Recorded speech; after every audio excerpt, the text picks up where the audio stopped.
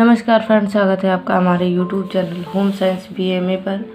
Friends, आज इस video में BA 4th सेमेस्टर का पहला चैप्टर या पहला यूनिट हम पढ़ाएंगे। ये आपका 2 पार्ट में डिवाइड है। हमने आपका इसके पहले सिलेबस बता दिया है, सिलेबस जाके ज़रूर देखें। 2 पार्ट में डिवाइड है। पार्ट A है गृह व्यवस्था या गृह प्रबंध तथा पार्ट B है एक्सटेंशन एजुकेशन या प्रसार शिक्षा। तो हम इसमें देखते हैं सबसे पहले आवास की आवश्यकता एवं विशेषताएं। गृह प्रबंध की बात अगर की जाए तो सबसे पहले आवास की आवश्यकता पड़ती है। आवास मतलब होता है घर, क्योंकि जब घर रहेगा तभी हम उसकी व्यवस्था कर पाएंगे। तो सबसे पहले आवास के बारे में हम देखते हैं कि आवास का अर्थ क्या होता है तथा आवास होता क्या है। हमारी 3 मूलभूत आवश्यकताएं होती हैं, भोजन, वस्त्र और आवास। ये हमारे जीवन की सबसे मूलभूत आवश्यकताएं होती हैं। इसके बिना व्यक्ति रहने की कल्पना भी नहीं कर सकता है। सबसे ज़्यादा इसमें से आवश्यकता होती है भोजन की, उसके बाद वस्त्र की, उसके बाद आवास की, क्योंकि वस्त्र और भोजन मिल जाने के बाद व्यक्ति अपना एक अस्थायीपन, एक अस्थायित्व, एक ठिकाना ढूंढता है जहाँ पे वह परमानेंटली रह सके। तो आवास मनुष्य की मूलभूत आवश्यकताओं में से एक है। जीवन रक्षा के उपाय ढूंढते ढूंढते मनुष्य ने संरक्षण के विकास की जो राह पकड़ी वह लगातार उन्नति होती गई। तो इस तरीके से इतिहास गवाह है कि मनुष्यों ने इसी आवास व्यवस्था को जुटाने हेतु कितना शारीरिक, मानसिक व आर्थिक श्रम किया है। आपने देखा होगा कि जो आवास की व्यवस्था करना होता है, आवास खरीदना होता है या बनवाना होता है, उसमें कितना ज़्यादा शारीरिक और मानसिक श्रम करना पड़ता है। यहाँ तक कि हमारे जो भी ज़मीन होती है, जो भी भूमि होती है, उसकी थोड़ी थोड़ी ज़मीन के लिए कितनी लड़ाई, कितनी मारपीट होती है।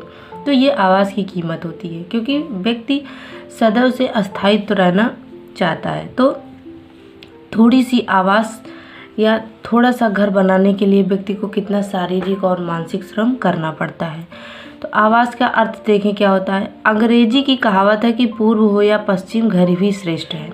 चाहे पूरब की दिशा में हो, चाहे पश्चिम की दिशा में, एक घर होना चाहिए, वो किसी भी दिशा में हो। अपना घर ही सर्वश्रेष्ठ स्थान होता है। उसके बाद अगली परिभाषा हम देखते हैं ऑक्सफोर्ड डिक्शनरी के अनुसार एक संरचना जिसमें रहा जाए। इन्होंने घर का अर्थ क्या दिया है, कोई एक ऐसा संरचना जिसमें कोई व्यक्ति या कोई परिवार रह सके। उसके बाद अगला है RS देशपांडे के अनुसार आवास मानव समूह के लिए एक सरल स्थल है जिसमें दीवारें, फर्श, दरवाजे, खिड़कियां, छत आदि होती हैं। तो RS देशपांडे जी के अनुसार क्या है कि आवास मनुष्य के समूह का एक सरल स्थल होता है, रहने की जगह होती है। तो इस तरीके से आपने इतनी परिभाषाएं देखी। अब हम देखते हैं आवास की आवश्यकता। किसी भी व्यक्ति को आवास की आवश्यकता क्यों होती है, क्यों वो आवास के लिए इतनी शारीरिक और मानसिक श्रम करता है। आवास की आवश्यकता की सबसे पहले बात की जाए तो एक अस्थायित्व आता है। अस्थायित्व मतलब कोई एक ऐसी जगह जहाँ पे वो परमानेंटली व्यक्ति रह सके, शारीरिक और मानसिक संतुष्टि प्राप्त कर सके, क्योंकि अस्थायित्व व्यक्ति के जीवन में बहुत ही ज़्यादा ज़रूरी होता है।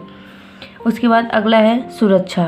सुरक्षा के लिए व्यक्ति गर्मी, धूप, बरसात से सुरक्षा के लिए घर की, या आंधी, तूफान, ओला वृष्टि, किसी भी चीज़ के लिए सुरक्षा के लिए, जानवर से सुरक्षा के लिए व्यक्ति के लिए घर आवश्यक होती है।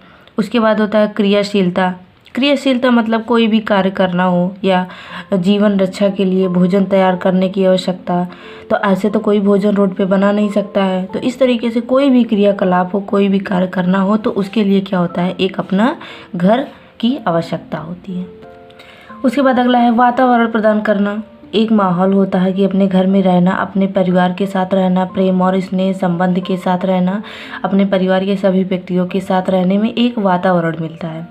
उसके बाद है संग्रह। संग्रह मतलब स्टोर के लिए होता है, कोई भी सामान अपनी भौतिक सुख सुविधाओं के लिए जो भी सुविधा हम बटोर करके रखते हैं, इकट्ठा करके रखते हैं, वो क्या होता है, संग्रह होता है। जिसे भोजन, वस्त्र, फ्रिज, मिक्सर, टेलीफोन, कूलर, अध्ययन सामग्री, साइकिल, स्कूटर, कार आदि, ये सब स्टोर के सामान होते हैं।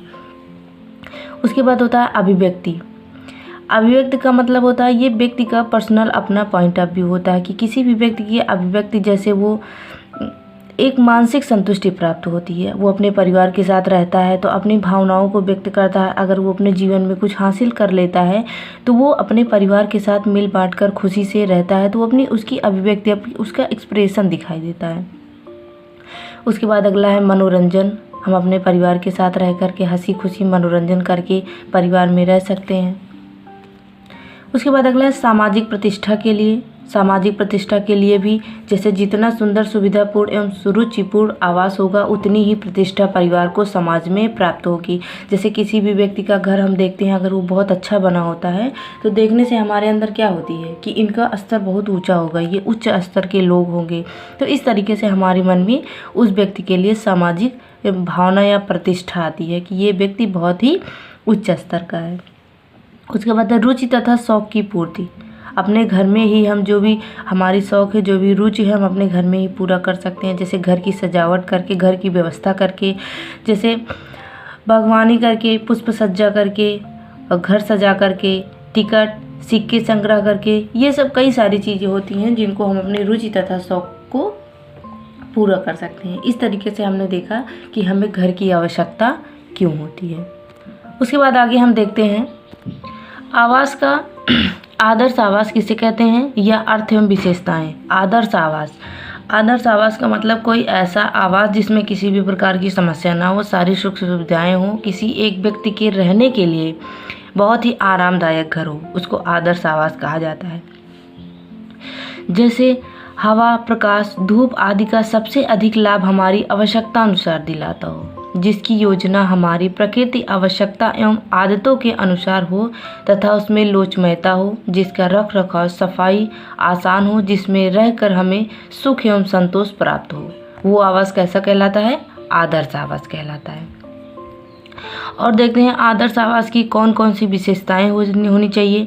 सबसे पहली विशेषता भूमिखंड का आकार तथा भौतिक विशेषताएं होनी चाहिए। भूमिखंड का जो आकार हो वो सही होना चाहिए। जैसे कुछ लोग का घर होता है बिल्कुल लंबाई में होता है, चौड़ाई बिल्कुल होता ही नहीं है, तो ऐसे जो हमारा घर होता है वो चौड़ाई में होना चाहिए। उसके बाद भौतिक विशेषताएं होनी चाहिए, जैसे यातायात, दुकान, स्कूल, मंदिर आदि पास पास होने चाहिए, ज़्यादा दूर नहीं होना चाहिए। पानी की सुख सुविधा होनी चाहिए, भूमि रेतीली पथरीली नहीं होनी चाहिए। तो इस सब तरीके से भूमिखंड का आकार एवं भौतिक विशेषताएं होनी चाहिए। उसके बाद हम देखते हैं दिशा। अगर दिशा की बात की जाए तो जो सबसे अच्छी दिशा होती है वो पूर्व की होती है। लेकिन अगर पूर्व की दिशा नहीं होगी तो क्या हम घर ही नहीं बनाएंगे? लेकिन अगर दिशा की बात की जाए तो सबसे अच्छी दिशा कौन सी होती है? पूर्व की होती है, क्योंकि इससे धूप घर में आने से अच्छा प्रकाश देता है।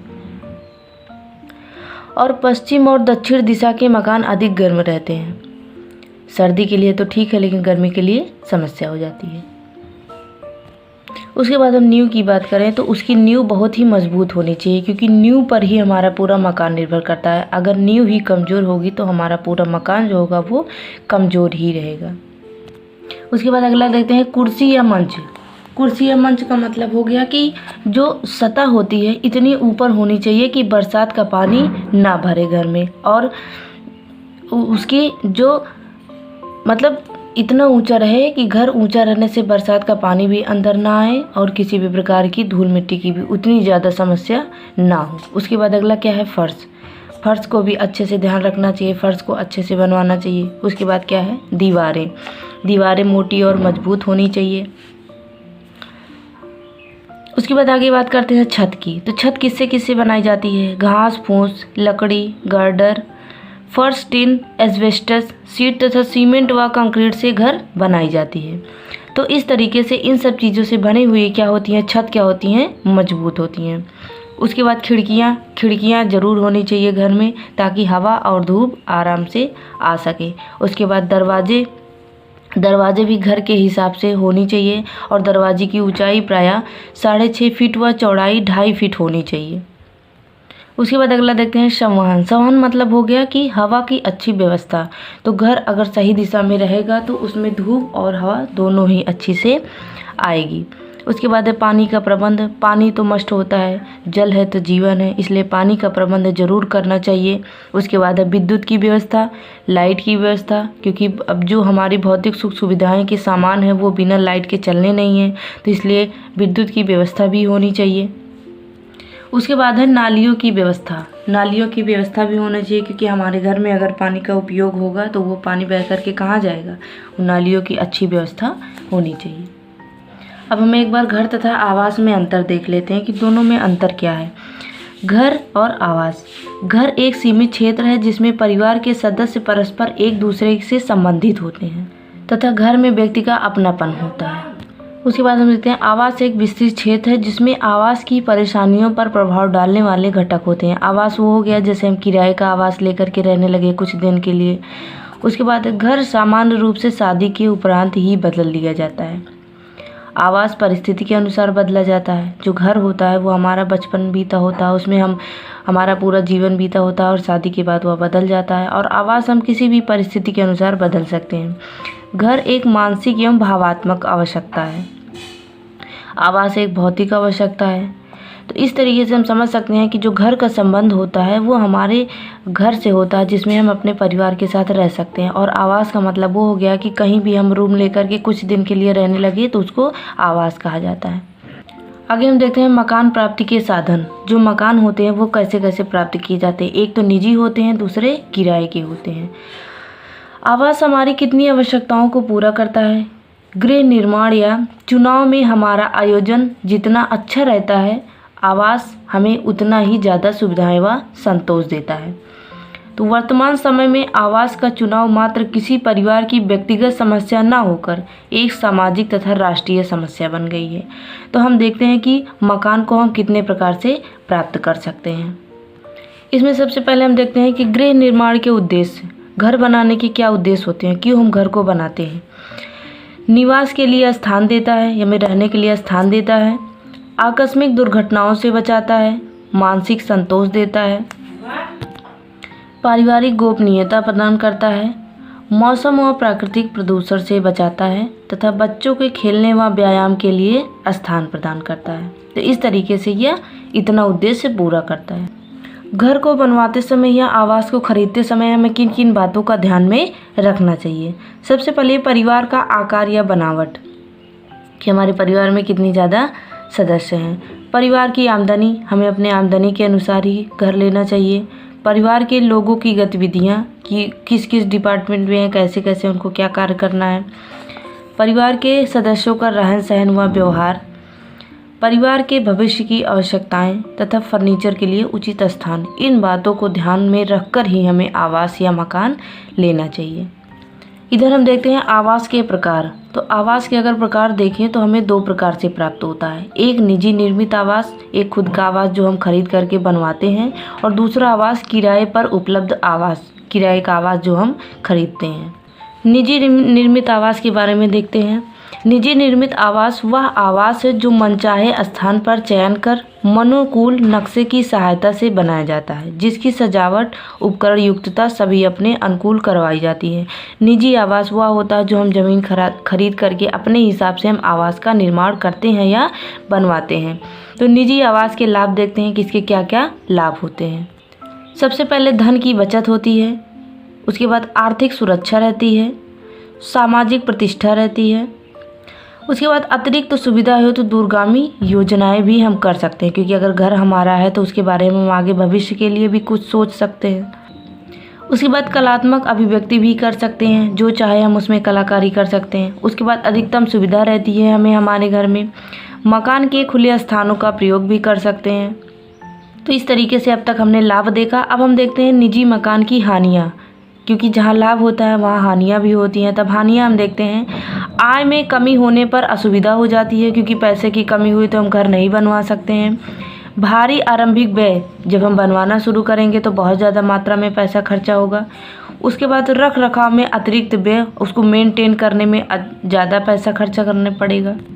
उसके बाद तरलता में भी कमी आएगी, गतिशीलता में भी कमी होगी। उसके बाद होगा वारिसों में झगड़े, क्योंकि अगर कई बच्चे हैं तो उनमें आपस में क्या होता है, झगड़ा होने लगता है।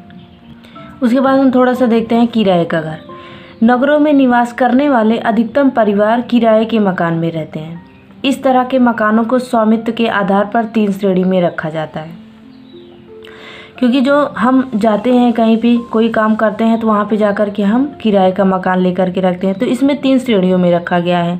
सरकार या किसी स्वायत्त संस्था के स्वामित्व के मकान, निजी संस्थानों द्वारा निर्मित मकान तथा व्यक्तियों द्वारा निर्मित मकान। इसको 3 श्रेणियों में रखा गया है। अब हम देखते हैं किराए के मकान के लाभ। इसमें पूंजी की बचत होती है, इसमें पूंजी हमें नहीं लगाना है, हर महीने पैसा देना है और रहना है। उसके बाद उत्तरदायित्व की कमी, इसकी कोई जिम्मेदारी हमें नहीं होती, कोई कमी होगी तो हम मकान मालिक से कहेंगे। उसके बाद आरंभिक व्यय कम, हमें कोई खर्चा नहीं करना है। उसके बाद अधिक गतिशीलता होती है, कभी हमको छोड़ना भी पड़ जाए तो कोई समस्या नहीं होती, हम वहाँ जा कर के रह लेंगे या वहाँ जा कर के रह लेंगे। उसके बाद स्थानांतरण की स्थिति में अधिक सुविधा हमें रहती है, अगर हमारा स्थानांतरण हो गया तो कोई समस्या नहीं, हम अपना सामान लेकर के कहीं दूसरी जगह जा कर के रह सकते हैं। अब थोड़ा सा किराए के मकान की हानियाँ भी देख लेते हैं। इसमें आर्थिक हानि होती है, ढूंढने में असुविधा होती है, आसपास के पर्यावरण पर नियंत्रण की कमी होती है, क्योंकि अगर हमारा पर्सनल घर नहीं है तो हम आसपास के लोगों को नियंत्रण नहीं कर सकते हैं। उसके बाद आगे देखते हैं आवास के चयन व खरीद को प्रभावित करने वाले कारक। अगर हम आवास को खरीद रहे हैं या चयन कर रहे हैं तो उसको कौन कौन से कारक प्रभावित कर सकते हैं।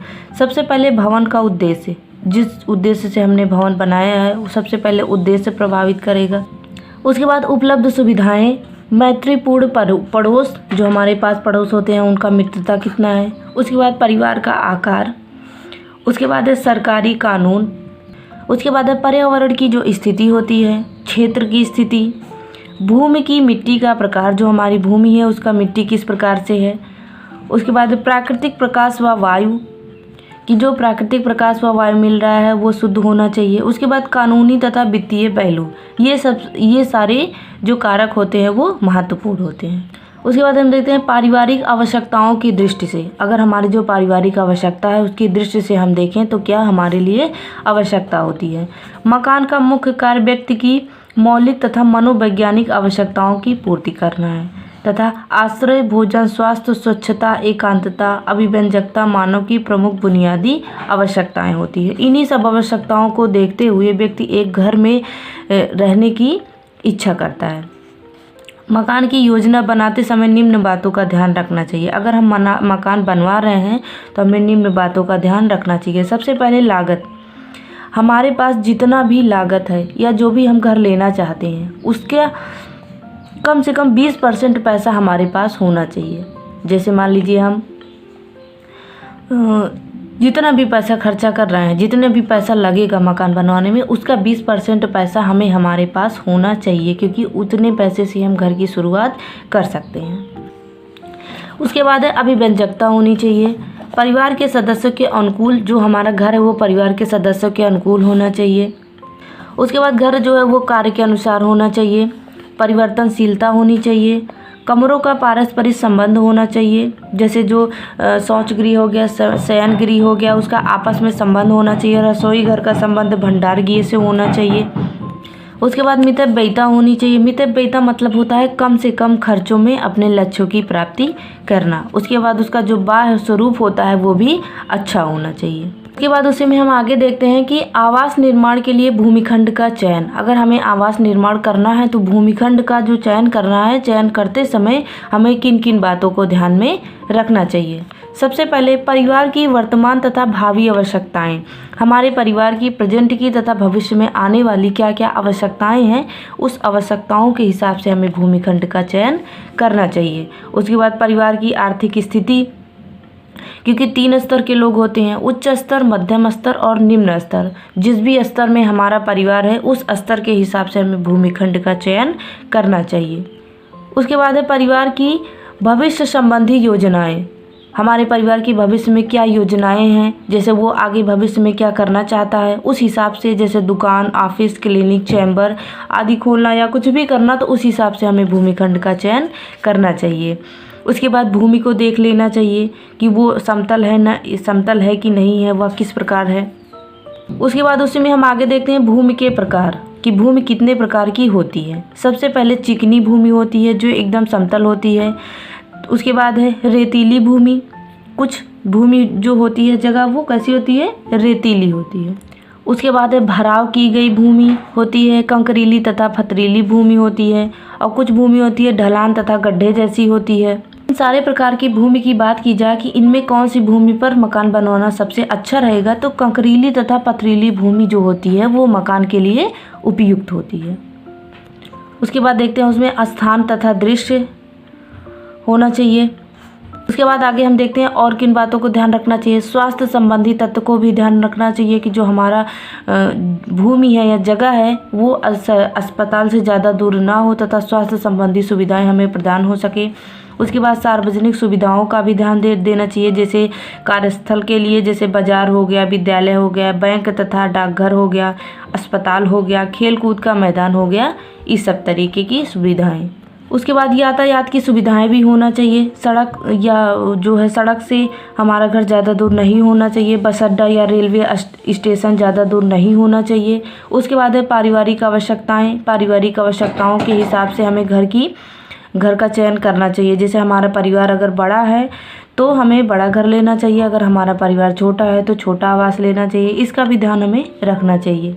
उसके बाद सबसे बड़ी बात कि उसकी कानूनी पक्ष का भी ध्यान रखना चाहिए कि जो भी घर हम खरीद रहे हैं या जहाँ पे भी बनवा रहे हैं तो उसका कोई कानूनी मैटर तो नहीं है, किसी का वहाँ पे झगड़ा तो नहीं चल रहा है। तो इस सब तरीके का चीज़ हमें ध्यान रखना चाहिए कोई भी घर या मकान लेते समय। फ्रेंड, इस तरीके से हमने इस चैप्टर में पूरा एक टॉपिक कवर किया है। आप इस वीडियो को पूरा देखें और वीडियो देखने के लिए धन्यवाद।